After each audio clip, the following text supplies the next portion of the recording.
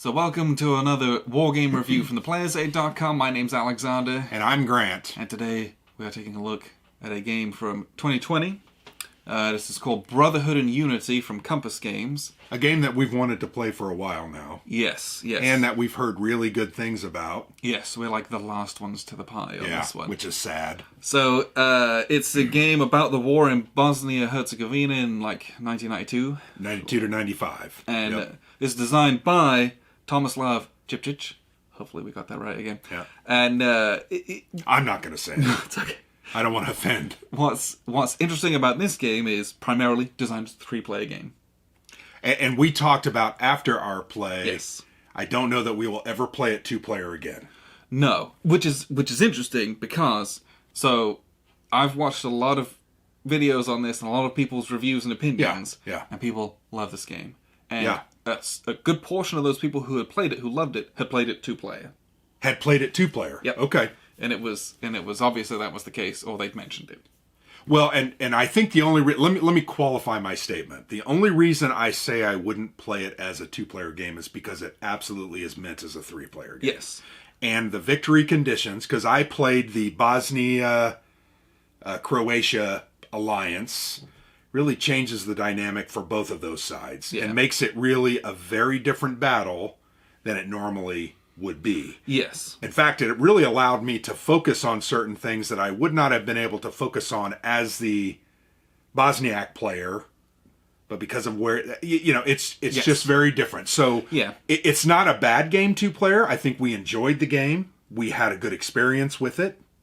But it really is meant as a 3-player game. Yeah, it's one of those things, and I the more war games I play, the more I feel this is. Some games are designed with they're designed with a number of players in mind. There's a big number of 2-player, players, right? 4-player. Like, Here I Stand. We play with 6 players. That's what you're supposed to do. And it is made for that. It can be played with less. fewer. We've played it with fewer. It's okay. It's just not as good. But it's not as good. Because you end up ultimately, like I did this evening, you play 2 factions, and you're really not doing what that faction is intended to do. Last time we played Here I Stand, I was the British and the Protestants. Completely diametrically opposed to what they're trying to do. Yeah. And in this game, that Bosnia-Croatia alliance is very, very different than what the game was intended. Yeah, you lose a significant dynamic between those 2 factions where they can attack each other, they can do things, but they are kind of don't want to do that too much because they've got to ward off the Serbs. So you lose a lot of dynamism from that. It's like you said, you're like, this is a good and interesting game. Yeah. When you get 3 players, you're into like, okay, this is something. There's something extra, right? And we talked about this. We want to take this to a con like WBC. Yeah. And we want to play this 3 players because we think it's really going to shine that way. That's something that I really love in games. Mm-hmm. 2-player war games, great, we fight back and forth. 3-player games, multiplayer games, where you start getting into the whole, like, you're in like a cowboy standoff where you're like, I love that stuff. Yeah, who's going to shoot first and what's going to do what. There's so much more tension in those things. Yeah. And when someone stabs you in the back, you're like, yeah, that hurt. You're the worst. Yep. Well, you mentioned, for instance, we can get into this here in a little bit, but once again, those Bosniak and Croatian sides, they can recruit foreign units, right? The Bosniaks can get the Mujahideen. Yes, I believe that's who it is. Yeah, and the Croatians can get. I'm trying to remember who they were. Oh, I don't remember the name of them. It's it's all named, and there's a pronunciation guide online as well. Right. So it's they can get those units, and guess what? They can pop up behind your friends' lines, and look, you can steal a key city by putting that guy there and causing some difficulty. One of the comments I made early in the game was like, nothing is safe on this map. No, absolutely not, yep. There is not a corner of the map where you can turtle or create an impenetrable line. It's not possible. No. Because they've got this foreign intervention stuff on the outside. So, man, that's where that game's going to shine. it's going to create so much tension. I think, frankly, it's going to create some bad friendships, I think, ultimately. Almost like a coin game where we have some of those elements where, like, oh, you didn't do what you said you were going to do, and now you've just won the game, so... All right, I'm just going to turn that off real quick. Oh. Sorry,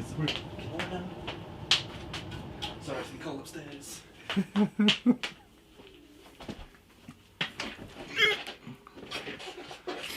And so I'll shut up. Yeah, sorry. To your point, though, this was something that we had a number of discussions about in this game, which we always do. Yes, and we'll kind of circle back to this later as well. Everything can touch everything else in this game. Yes, I mean, in every other war game, you'll have pretty significant battle lines and here's what I could do. We're trying to move our lines together. Zones of control will capture. They're sticky. They stop you. And here you can do anything you want. Generally, with the way that you can move and your your strike attacks, where you can move a space and then attack another space, which we had a big discussion about. Right. And we'll talk about that. It was very different. I've never played a game that was point to point movement, at least, where you could move into an empty friendly space and then strike another space forward, and that's your attack, not movement or anything. So literally, you get to move a space and then attack. That's pretty rare. Yes, it's usually attack from an adjacent space without moving, unless you have an event that allows you to move 2 spaces and then attack. We've seen that kind of thing, but this in the basic rules, that concept of I can move a stack 1 space as long as that's friendly controlled.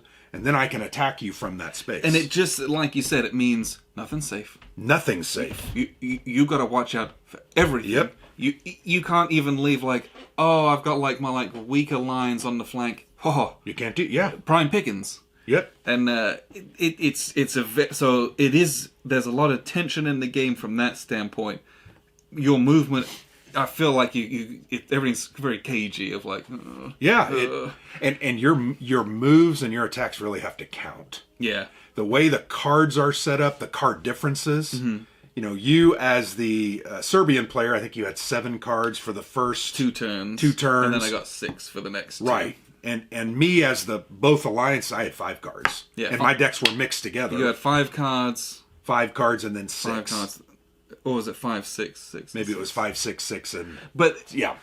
But, this is a card-driven game, right? Yeah. So understand that, you got your cards, events, ops, all that kind of stuff.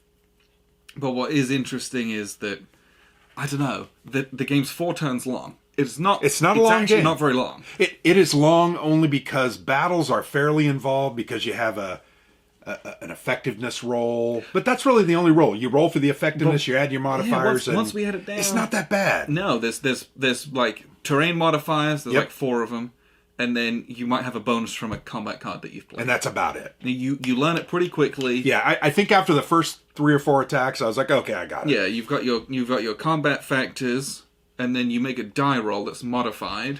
Yep. And then, just like Empire of the Sun, that die roll is a multiplier for your combat factors. Well, they call it combat effectiveness, right? Yeah. So combat effectiveness. You might double your strength. Yep. You might, if you roll well. If you roll a 9, don't roll a 0, because that's not a 10. It's a 0. Yeah, you can have half your strength. A quarter. You can have a quarter of your strength. 1.5. Yeah. Or double. And so it's I really like that system. I really enjoyed that, and that's something I've enjoyed about Empire of the Sun. That's always been my favorite part of that game. That and the interception. It's a neat way to put in your kind of randomness and your CRT into a game. Yeah, and it's just, you don't see it very often, so I like it. It's nice and fresh. It makes battles a little more difficult. And you have to think about them. Yes. You really have to think about them. So the other interesting factor is, if you look at the counters, and you'll do it when you look at the map. Yep. They have 3 numbers on them. Your first number is your combat value. Mm-hmm. Your second number is your loss value. Loss value. So how many combat factors you have to take a reduction on a unit. Yes. The final one is movement. So it's very interesting. Most of the units were 6 almost or higher, 6 or 7. So if you rolled poorly on that combat effectiveness number, you might have had 14 strength, but all of a sudden your quarter of 14 is 3. You round it up, it's 4. And basically what that boils down to is, if you want to do any kind of combat, you have to mass it up. Or you need at least 2 combat units to have odds of doing anything. Yeah. You have to at least equal 6 or higher to really... So you got to think about it. I got to have 2 units. Yeah. Even if I'm halved, I can do a damage. If I'm rolling around with 1 unit... Not going to work. Against anything, I have to bank on doing 1.5 times or double my damage to do anything. And that's... You really don't want to do that. No. You really, really don't want to do that.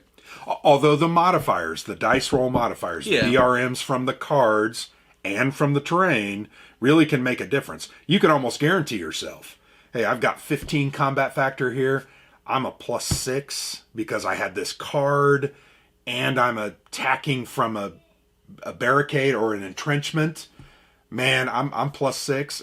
I'm going to tear you up. I'm going to be at least 1.5 times. Yeah. So those factors really made me think about what I was doing, think about my combat. And you know me, I'm impetuous and I jump out there into the fray, kind of like a barbarian or a Viking in some ways. And you laugh over here as I'm attacking and attacking. But, it made me think about what are my odds of really doing well. Yeah. And also, conversely, what are my odds of my guys being hit? Because you lose a guy, you lose a point. Yes. Now, if it's reduced, I'm okay with the reduction. I can deal with that. I can use replacement points to flip them or an event to replace them. But you really got to think about it in your combat. You really got to think about it. I liked that. Yes. There were some neat elements. Yeah, this is a game... Alright, hear me out. This is a game that rewards aggression. No doubt. Everyone starts in a losing position. And you cannot gain points by sitting and defending. No. Which is... I love that. Yeah, and we had that conversation. Make your comment about green. The winning threshold is the easiest to reach, but it's still not easy. Yeah, for the Bosniaks, they start at 40 points. They start with 30 points, and 30. they've only got to get to 55. Right.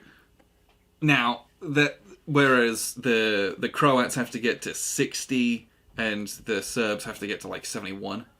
So their threshold of winning is lower because we know it's more difficult for them to accrue points based on the tactical situations. Well, and their combat factors are much lower. Yes. And not much. They're 1 point lower, but it makes a difference. Yes.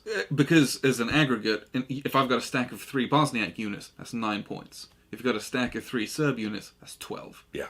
And when you start getting into doubling units or makes a big difference. Your effectiveness multipliers, huge difference. Huge difference.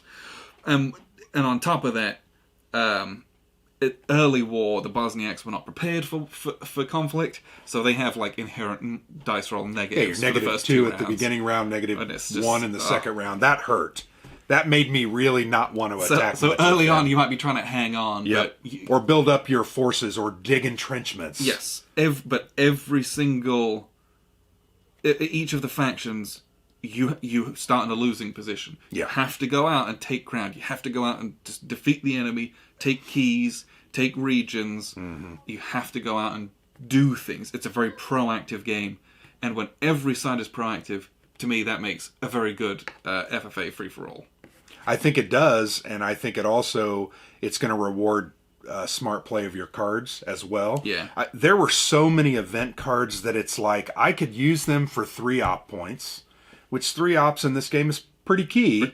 You can do 3 different attacks, or you can do 1 really big attack with 3 different stacks. Or you could do things like, replace 6 points, right? You double the value of that card. Those are really important to use for the ops, but sometimes those events are really good. Yeah. You had events that were ridiculous, that I think reflected the military power of the Serbs and their access to more weaponry. They're kind of backed by, the Soviets, right? I believe that's the case. We may be a little wrong. They're red units, so we were kind of guessing on that. Well, the red units were Yugoslavia. Right. But which is a bunch of my combat cards were like, hey, you've got T-55s. And then in the late war, 4 years later, you're like, oh, here's these T-82s. Where did those come from? Yeah, right.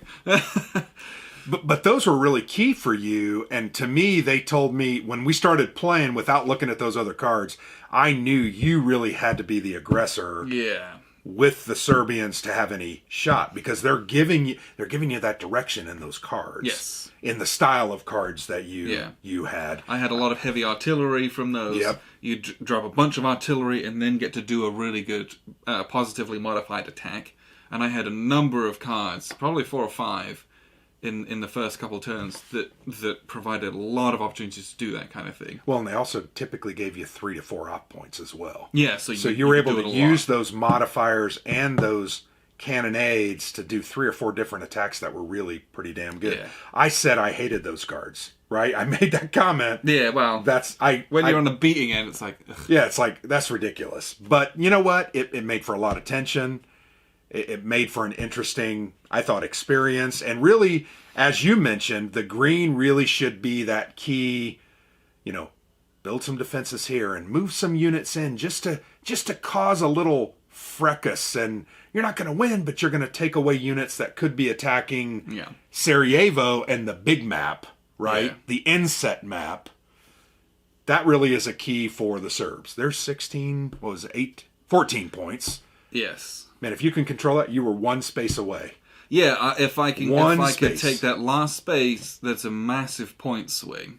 And I had, how many combat? 9 combat factors with a -6 dice roll modifier to your roll. Yeah. Because of my city that I built entrenchments in.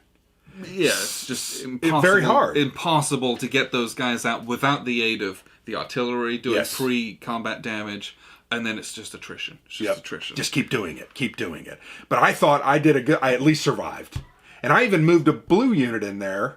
Because once again, I was working together. I'm not sure the blue would really do that. Right. Maybe. That's the key, right? Yeah. That makes it a better 3-player. When you make it with 3 players instead of 2. It's going to be different. The dynamics change considerably. Yeah. And to me, it elevates it in that way. Yeah. But the victory points I thought the victory points coming from the sources that they did was very interesting. Yes. Control of regions gives you a certain amount, somewhere between 3 and, 14 points. Most of them were 3, 4, 6, 7. But the loss of units, not reductions, but destroyed units. When guys come off the board, I lose a point if it's my guy, and you gain a point. So it's a double whammy. Yeah, so you get some big swings. And the third was losing key spaces. Yeah. Which are marked, they're capital letters, and they're red bordered. And typically when you're losing a key region, that loses you 3 points, I think. Yes, 3 points. Typically, when you lose one of those, you're losing control of the region as well, or you will very quickly. Well, and so then that's another big swing away from you as well. And you've also probably lost 2 or 3 units there. Yeah. So those can be worth 6 to 9 points, maybe 12 to 15 because of the regional control. Yeah. So I really felt that was well done, how you gained those victory points.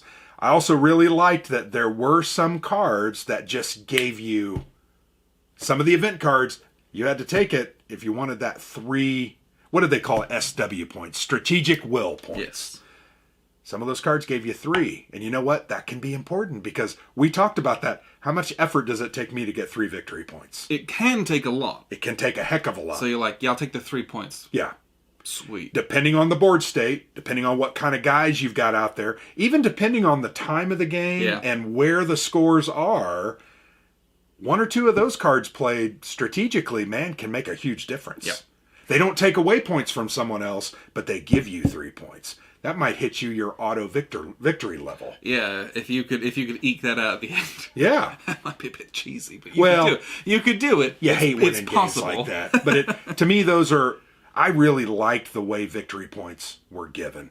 The other thing I really liked, and maybe you can talk about it because I think you understood it a little better than me, was the foreign... is it called foreign attitude? Track, foreign attitude track which was so interesting. Yeah, so the core of this game is about 3 different Slavic nations fighting amongst each other, right? Which caused a lot of consternation in the world. But there was, right? There's also a lot of external pressures and forces going on in the background as well, on top of all that. So what you have is each of the factions in this, you have a little foreign attitude track. Starts at 0 and it can go to -7. Mm-hmm. And basically, that number you're standing within the world degrades, and it basically only ever degrades by you calling on reinforcements from outside forces to help you. Because, and I don't know, I guess it's like it's how a lot of public image and things go in the world today, right? If the Serbs are doing all this aggression and they're like, hey, let's get some of these Yugoslavian troops on board, and they kind of pile in, that's frowned upon, right? Yeah, the world gets mad, because other nations are intervening. Yeah, and it causes all sorts of diplomatic problems. So then your reputation, your prestige, and your standing goes down in the world, as everyone's like, what on earth are you doing? Right. Each of the players has a track of that. And so you want to bring in some of those foreign elements because they're so good. Because they're very strong. 5 to 7 combat factors. That's important. And it's not just the combat factors. It's where you can kind of pop them up in a lot of places. Yeah, we talked about. Do a lot of damage from kind of surprise attacks. Yep. But if this degrades to a certain extent, at some point, the world starts imposing sanctions on you, which means at level 1, right? Yeah, you all your units have a negative to their movement factor, which is not good because you don't have as much fuel and resources, right? All that kind of stuff. Tires. You can't ever advance after combat. Yep, which is key to this game. Because again, you don't have the oil, you don't have the fuel, can't do any blitzkrieg or anything like that, and you can't do any strategic redeployment. Once again, very key to the game. It's all these economic pressures that suck up your resources away. Yep.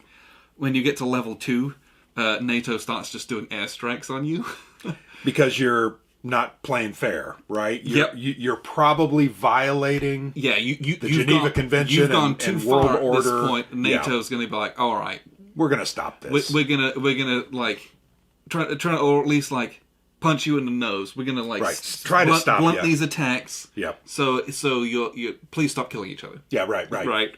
At least that's what I like to think. And then if you get into -7, you get into level 3, you insta lose the game because someone's going to the Hague on trial, basically. Yeah. Right. Not funny. No, that's effectively what's going to happen here. Yeah.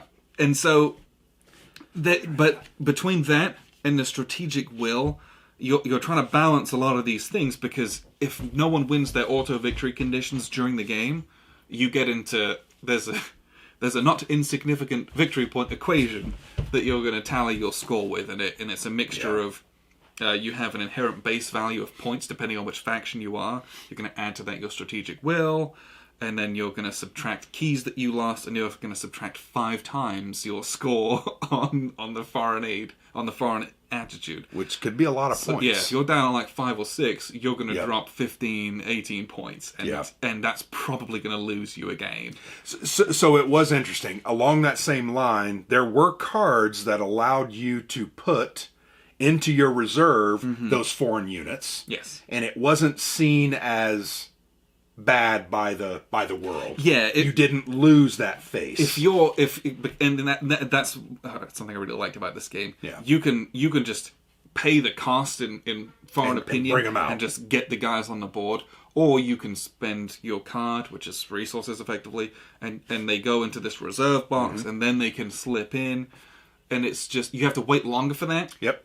But usually it takes an entire round. But people don't care as much, I guess. Right. So there's ways you can get around that. And once they're in play, if they get damaged, you can kind of pull them back for a turn. Yeah. And then put them out the next turn at full strength again. So once they're in play, you can do a lot with them, but getting them into play, you can pay a severe cost. Yeah. And it's always nice that games where you're like, here's a good thing, but what do I sacrifice to get it out? Yeah, right.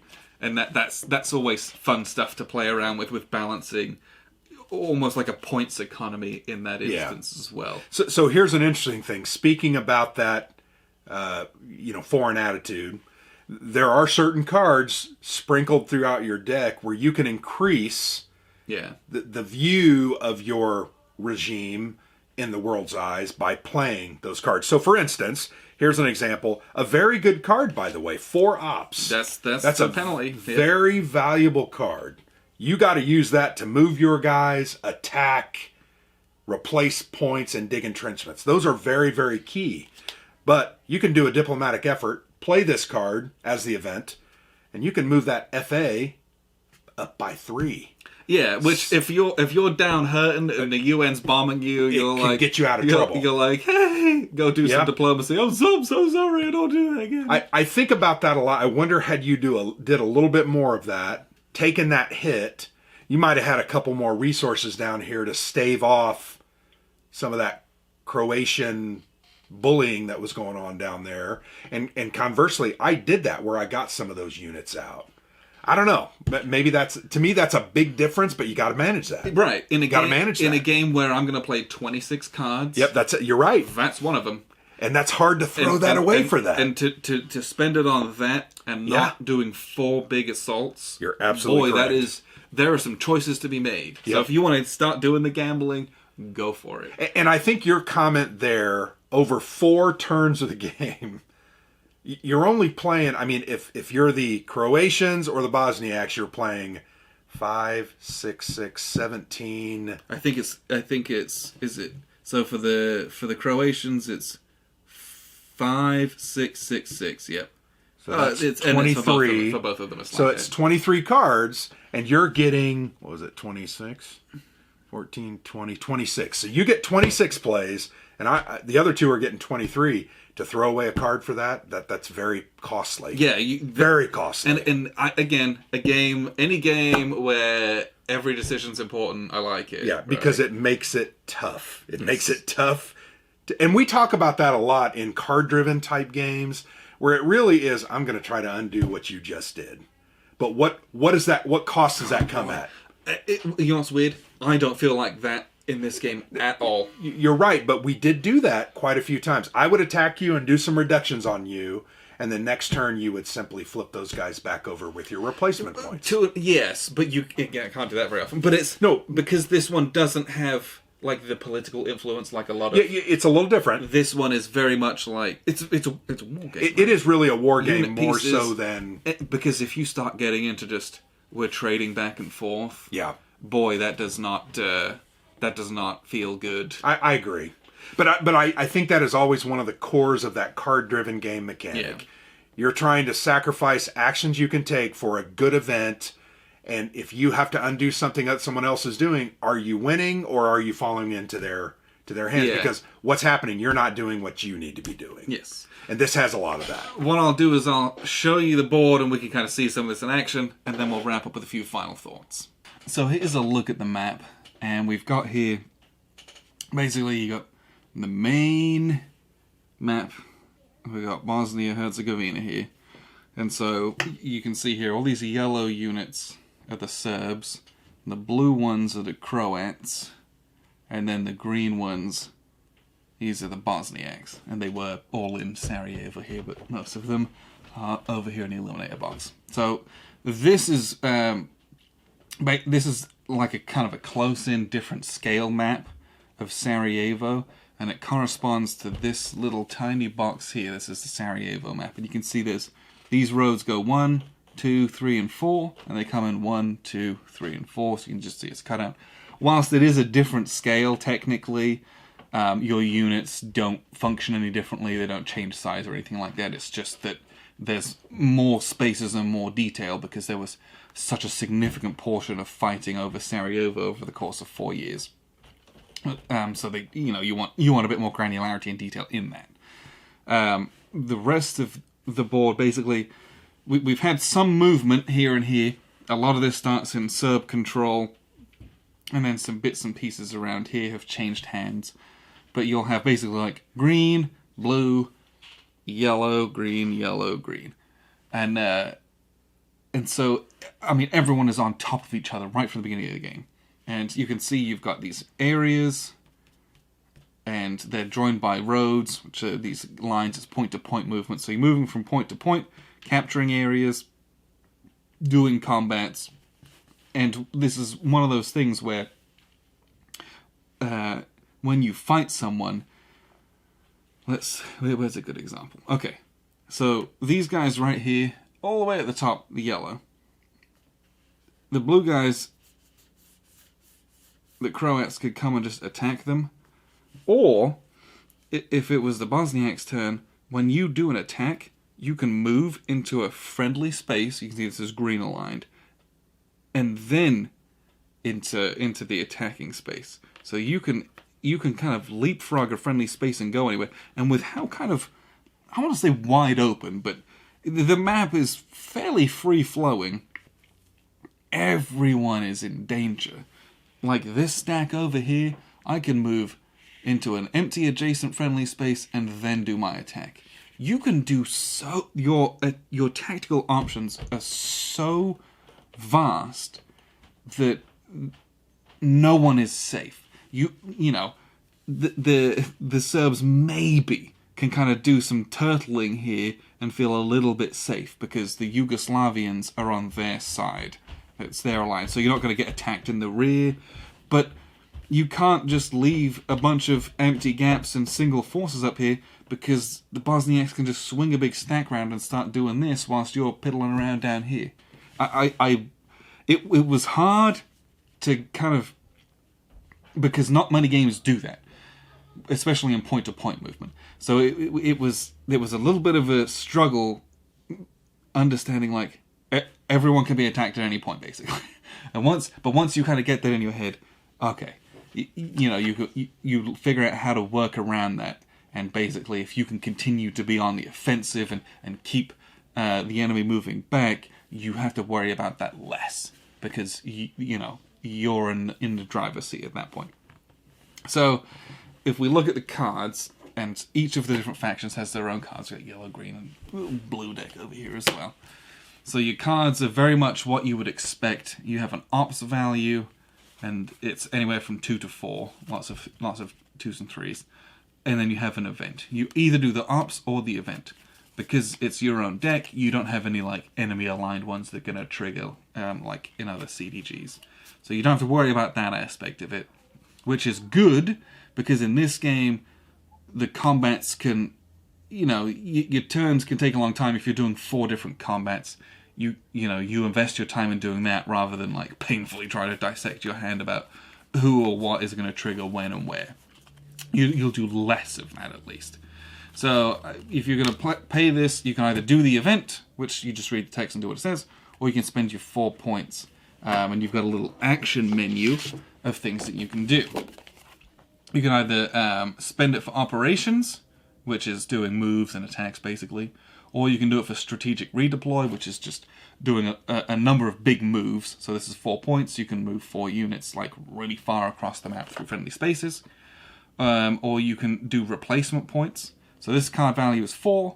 You can double that to 8. And it basically means any in-supply units, you can flip 8 of them to their full strength side from reduced. Or you can start getting eliminated units back on the board by spending points that way. And then the other thing that you can do is you can start doing your diplomatic action. You can start to gain back some of the foreign goodwill that you may have lost by getting enemy fighters or by other outside forces in to help fight on your side, which is frowned upon by the world, basically. That's the different things that you can do. When you move and attack, you're going to look at your little units here. So this guy, he's got little factors on him. He's got a 3, 6, and a 2. 3 is his combat factor, 2 is his movement factor, and the 6 is his loss factor. So 2 movement points, you're just going to move 2 spaces. There isn't really, because this is so modern and everything's connected by roads, you don't have the movement restrictions that you do in other games like World War II or Ancients and things like that. The number of movement points you have is how far you can go. It's really simple. You've got these kind of elite mechanized units, and they can obviously move. They can move 6 spaces. Serbs can move 4. So some units can move a lot further than others, but you're not. Yeah, so many games, it's like, it takes 4 movement points to move into a mountain. You don't have that in this. Everything's roads. This is only the 90s, so you can go anywhere you want to, basically. Now, when you get into combat, this is where things get real fun, and this is an aspect of this game that I really enjoyed. So let's say we're using this card, we're going to do some moves in combats. Basically, what you're going to do is you activate your stack of units, and then you're going to move them into an area, and you do the attack. And like we said, you can springboard those and do an attack that way, or you can just go somewhere adjacent. So what we'll do is we'll line up these units, and we'll do a little combat here. So this combat was taking place in this key area. You tell it's key because it's got big red letters and it's surrounded by a red box. That means it's worth lots of points. We definitely want to invest in that. So I've got my 3 attacking Serb units and we've got these 3 defending Bosniak units. What we're going to do is we're going to then look at our hand, and we might or might not have any combat cards to play. If I'm the attacker, I have to play first. So I've got one here that's these T55 MBTs, and it's +3 DRM in clear terrain. So I can't play this in this combat because we're in a mountain, but as you can see, lots of clear terrain. You can bring out the tanks and start rolling forward to get a positive modifier on your dice roll. So attacker's got to play one first, then the defender has the option to play one. In this instance, we don't have any. But because we're fighting in a mountain area, we look at our little mountain chart here, and it says attacker -2. So really, we're both going to roll dice. The attacker's going to be -2, and the defender's just going to have a straight die roll. And what we're going to do is we're going to add up our combat factors, and then we're going to modify that by the combat effectiveness dice roll, which is what we're going to do here. So I've got 12 combat factors as the Serbians, and we're going to roll a die, and I rolled a 4, which is pathetic. So I rolled a 4, and remember we're -2 for the mountains, so we look at our little chart, and because I rolled a 1 to 2 on the world's smallest chart, my units are times 0.5, so they're effectively half strength, which makes sense, right, for fighting in mountains. For the Bosniaks, they are 9 base combat strength. They're going to roll a die, and they rolled a 3, which is also pathetic. They don't have any modifiers, but a 3 means that they're times 1, so they're going to get their straight combat value. So, it's funny because it's going to even out basically. So, I am half of 12 is 6, and then we've got 9 points. So what we're going to do, half of 12 is 6, we're going to apply 6 losses to them. So you can see each of these has a threshold of 6, so 6 losses will flip one of them over. If you had 5 losses, you don't meet any of those thresholds, so 5 losses does nothing. You just don't do anything to each other. Now, these guys had 9, times by 1 is 9. You do 9 losses to this side. We're going to take 6 here, and then 3 losses. Can't flip any of these guys because they all have a 6 loss factor. So those last 3 are wasted, basically. And that's how the combat works. It's really very simple. In this instance, it was effectively a tie, so we're both going to sit back where we were, and the attacker's going to go back to where they were attacking from. If you ever inflict 2 more step losses than the opponent, then they have to retreat. And so you really need to get good modifiers or have good stacks against weak stacks to start eliminating units or forcing retreats and things like that. There's even terrain where you can kind of stand fast. Instead of retreating, you can take another step loss if you've got a good stack in there. That's really important in Sarajevo, because the Bosniaks cannot afford to lose ground there, basically. It's crushing points-wise. But for example, if we were to have forced these guys to retreat, we'll eliminate 2 units. I'm going to take this area. So when it comes to eliminating units, the Bosniak player lost 2, 1, 2, and I gained 2, 1, 2, and that's your strategic will track. We did a good combat, good things happened to us, we get a nice swing there. Then on top of that, I took control of this key, so I'm going to gain 3, 1, 2, 3, and the Bosniak player is going to lose 3, 1, 2, 3, not good. And then what we're going to do is we're going to look at control of this whole region. So you need to control 3 territories in this region, and all of the keys, so this one's red, and I control this one, so I control 2 and all the keys, but not 3. If I had controlled this, I would then take control of this whole region, and I would get another 5 points, and if I was taking it from someone, they would lose 5 points. So doing big attacks and successful attacks against keys is what's going to start flipping these regions, and you'll get massive point swings. And that's where we talked about this game being a very proactive game. You have to go out, you have to do attacks. If you just sit on what you've got, you cannot win the game, because you simply won't have enough points gained to get yourself to any kind of a good victory threshold. But honestly, that's mostly the core of the game. You have this foreign attitude track where at the beginning of every round you can sacrifice a couple of points to bring in some Yugoslavian units. You can bring them in wherever you want. You can bring them in down here to help defeat these guys. And these dudes are elite and they're very strong. But no one likes that. If you start getting into these yellow and orange sections, you start taking penalties. And there's punishments for doing so. And then you end up maybe taking this event to kind of bump this back up to gain some goodwill from other world powers. Or you can inefficiently spend ops points to bump that up very slowly.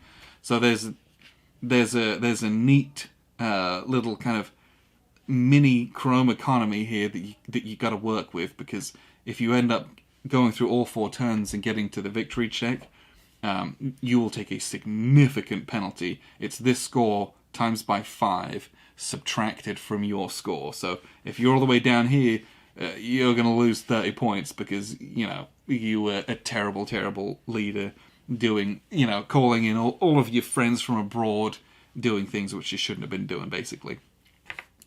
But it's moving, it's controlling areas and controlling regions for points. And because there's 3 of you doing it, you get into the swirling mass, and it's awesome. So that's kind of the core of the game. What we'll do is we'll wrap up with a few final thoughts.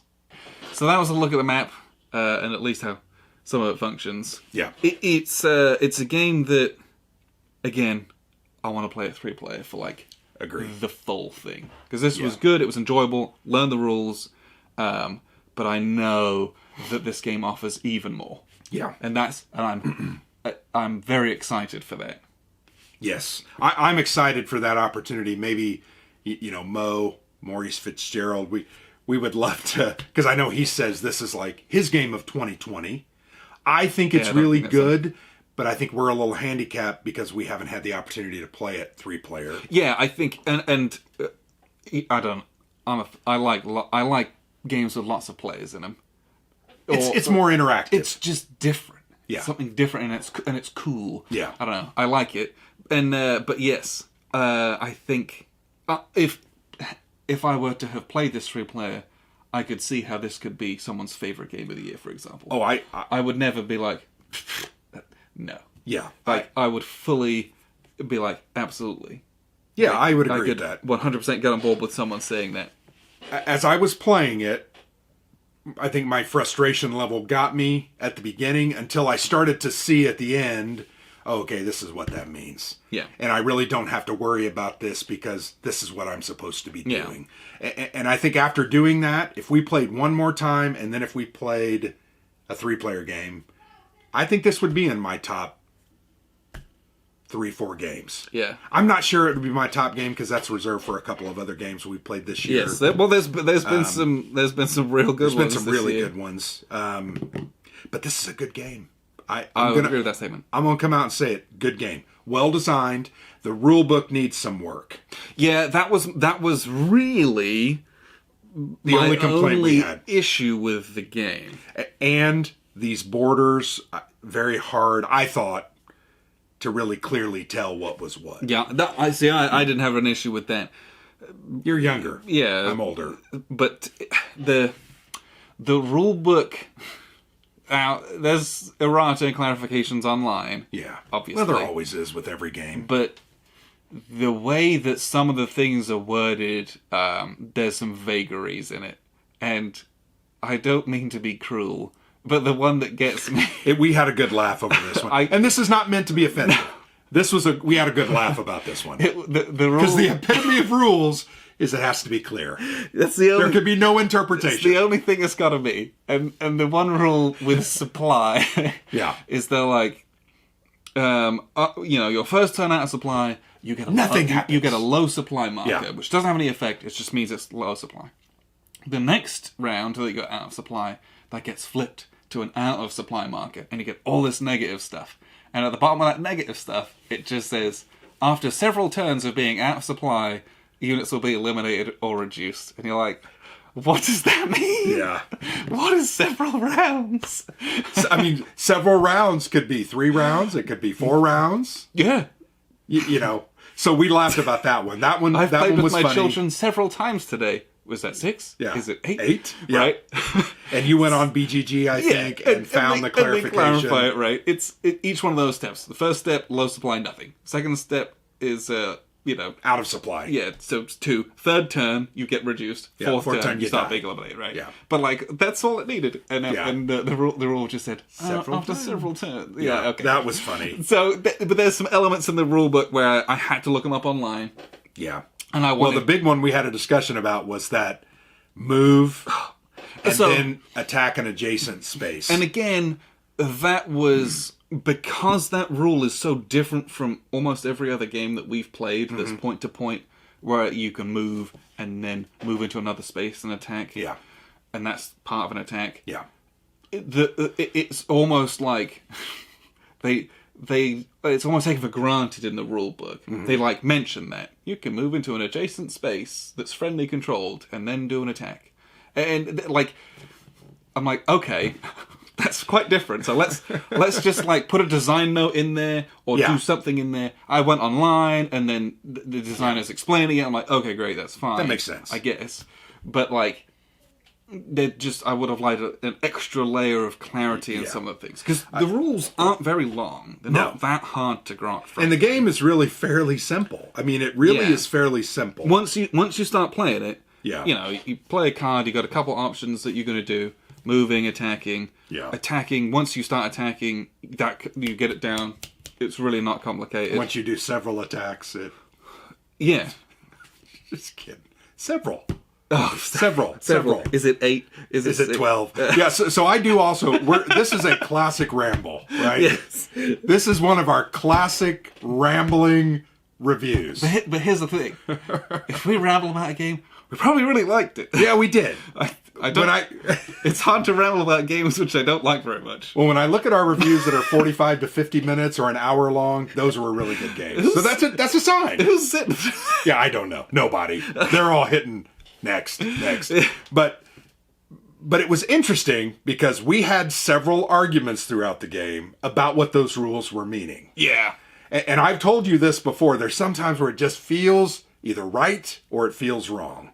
And the way the game is set up with the limited resources, the way cards work, that's why I felt that move and attack rule was what it was. You felt it wasn't that way because of the strategic movement and the advantage that it gave you. I felt like it wasn't that way because A, I'd never seen it before, and B, the rule wasn't explicit enough. Oh, I agree. There's no doubt. If the rule hadn't been written the way that it is, I would have been like, all right, that's the rule of the game. Makes sense. No big deal.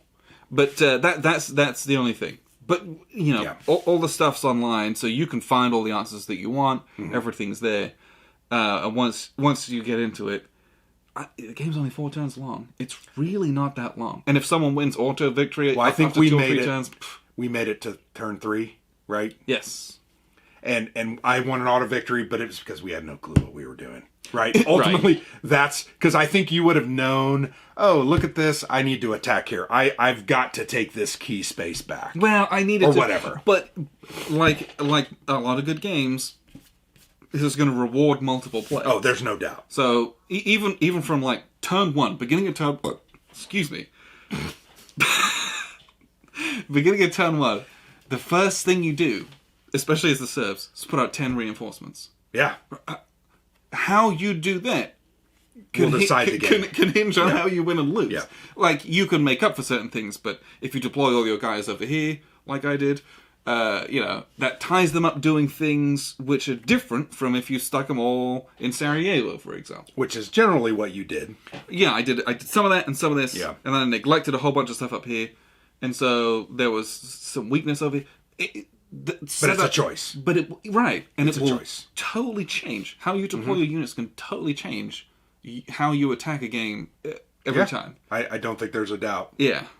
I will say this. One other comment I want to make. I really enjoyed the way this board was laid out, because you've got your map here, and this is where 90% of the stuff is going on.